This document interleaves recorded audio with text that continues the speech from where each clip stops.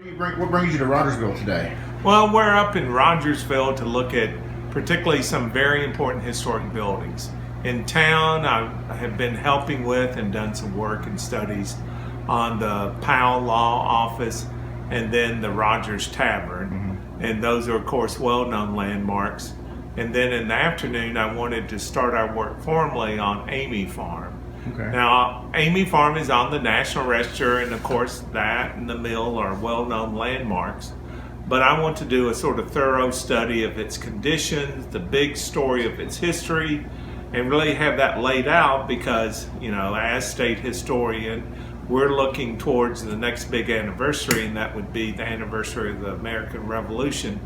The 250th comes up in 2026, and one thing we learned from the Civil War anniversary, it doesn't hurt to plan ahead of time on knowing the condition of buildings, where we can do things, and what places need to be emphasized.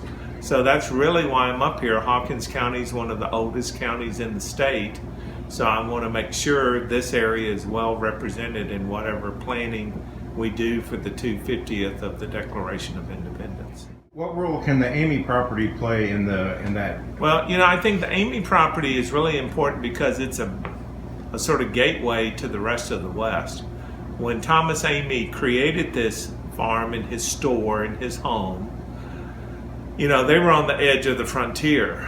And he was a Revolutionary War hero. He's in the Encyclopedia of North Carolina for his exploits during the Revolutionary War. But towards the end of the war, he comes here and establishes this place. And by the mid-1780s, you know, within 2-3 years of the end of the Revolutionary War, he is trading from here in Hawkins County at Natchez, Mississippi.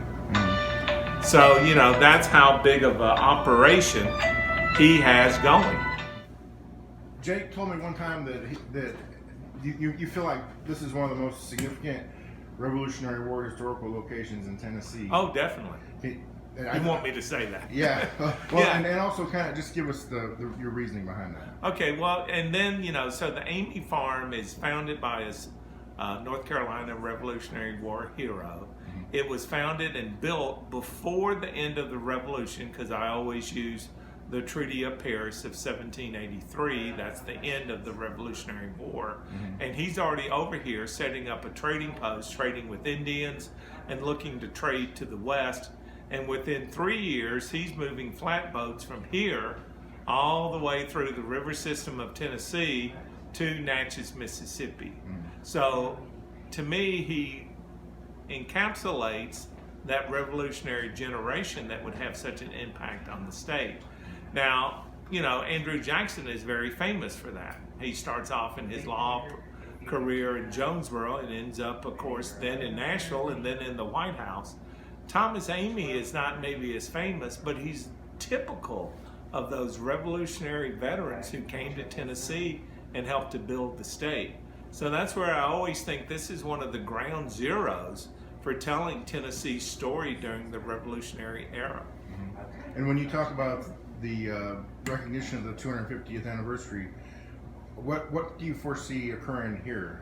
Well, the General Assembly created a commission in the last legislative session for those of us on it to start the planning process, much like we did for the Civil War sesquicentennial of the Civil War. And I was the co-chair of that commission, and I'll be the co-chair of this commission. And again, we want to know what places do we have in Tennessee to really tell our story well, and then what places maybe need help and need some assistance. So that's what I'm starting with, a lot of visits in the next 6 months to a year to get that information down so we can work it into a state plan.